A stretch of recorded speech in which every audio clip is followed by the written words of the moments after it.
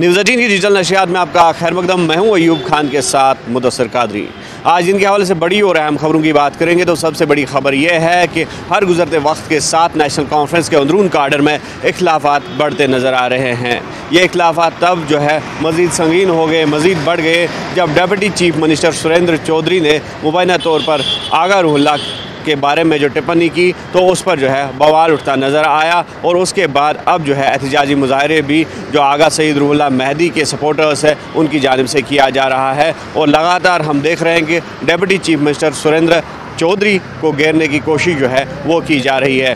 हालांकि deputy chief minister Surendra Chaudhary ने बाद में अपने बयान से यू टर्न लिया और कहा कि उनका जो रेफरेंस था वो आगा सईद रूहुल्लाह मेहदी के जानिब से नहीं था, बल्कि जो बीजेपी के कैंडिडेट है उनको उन्होंने मुखातिब किया था। और उस सिलसिले में उन्होंने कहा था कि वो सिवाय अपने कैंडिडेट के किसी और आगा को नहीं जानते हैं। हालांकि जिस तरह से अब क्लैरिफिकेशन भी दिया गया है डिप्टी चीफ मिनिस्टर की जानिब से, लेकिन उसके बावजूद भी हम देख रहे हैं कि जो आगा सईद रूहुल्लाह मेहदी के सपोर्टर्स हैं वो लगातार डिप्टी सीएम के ख़िलाफ़ नाराबाजी करते नज़र आ रहे हैं। और हमने देखा कि गुज़श्ता वक्त में जो एहतजाजी मुजाहरे हैं वो भी कहीं कहीं पर देखने को मिले। और इसका जो नेशनल कॉन्फ्रेंस की इलेक्शन की कैंपेन है तो उस पर क्या असर पड़ेगा ये भी देखने वाली बात होगी। हालांकि नेशनल कॉन्फ्रेंस का जो काडर है उनका लगातार ये कहना है कि उनके जो दरमियान या फिर आगा सईद रूहुल्लाह मेहदी के दरमियान जो भी इख्तिलाफ़ात थे, चाहे नज़रियाती इख्तिलाफ़ था या किसी और चीज़ को लेकर था, उसको ख़त्म करने की हर कोशिश की गई है। और अब जल्द ही आगा सईद रूहुल्लाह मेहदी जो है इंतखाबी तशहीर में जुड़ जाएंगे। और नेशनल कॉन्फ्रेंस के उम्मीदवार जो बडगाम बाईपोल्स में उठे हैं तो उनकी कैंपेनिंग के लिए आगा सईद रूहुल्लाह मेहदी भी जो है मैदान में आएंगे। लेकिन दूसरी जानिब लगातार आगा सईद रूहुल्लाह मेहदी के जो बयानात आ रहे हैं या उनकी ऑफिस की जानिब से जो बयानात आ रहे हैं तो उससे लगातार ये संकेत मिल रहा है कि आगा सईद रूहुल्लाह मेहदी जो है वो अभी भी इस कैंपेनिंग से या इंतखाबी तशहीर से किनारा कशी अख्तियार कर रहे हैं। और उनका अभी तक इस हवाले से कोई मूड नहीं बना है कि वो इस इंतखाबी तशहीर का हिस्सा बनेंगे।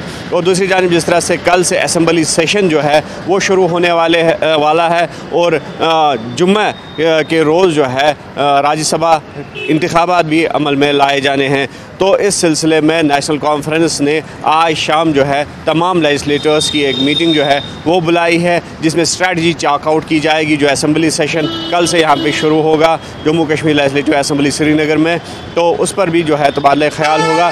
और साथ ही साथ जिस तरह से अब राज्यसभा पोल्स है तो ज़्यादा से ज़्यादा वोट बटोरने और जो MLAs है दीगर पार्टियों के उनको आमादा करने के लिए कि वो नेशनल कॉन्फ्रेंस उम्मीदवार के हक़ में ही वोट जो है वो दे दे, तो इस पर जो है शाम को एक अहम मीटिंग होगी। और गौरतलब बात यह है कि इस मीटिंग में जो कांग्रेस के MLAs हैं उनको भी मदऊ किया गया है। लेकिन उससे कबल अब कांग्रेस जो है एक CLP यानी कि कांग्रेस लेजिस्लेटर्स पार्टी मीट जो है वो शाम को बुलाएगी लगभग 4 बजे के करीब कांग्रेस भवन में। तो वहाँ पर ये जो है इस बात पर तबादला ख्याल होगा कि क्या जिस तरह से नेशनल कॉन्फ्रेंस की तरफ से मदऊ किया गया है कांग्रेस को, तो क्या कांग्रेस के लेजिस्लेटर्स जो है वो इस मीटिंग में हिस्सा बनेंगे या नहीं, और उस पर जो है तबादला ख्याल होगा। और उसके बाद ये भी कहा जा रहा है कि सेंट्रल लीडरशिप जो है कांग्रेस की तो उसको भी इस सवाल से आगाह किया जाएगा और उसके बाद ही ये फ़ैसला लिया जाएगा कि जो शाम को नेशनल कॉन्फ्रेंस ने लेजिस्लेटर्स मीट बुलाई है क्या कांग्रेस उसमें शिरकत करेगी या नहीं।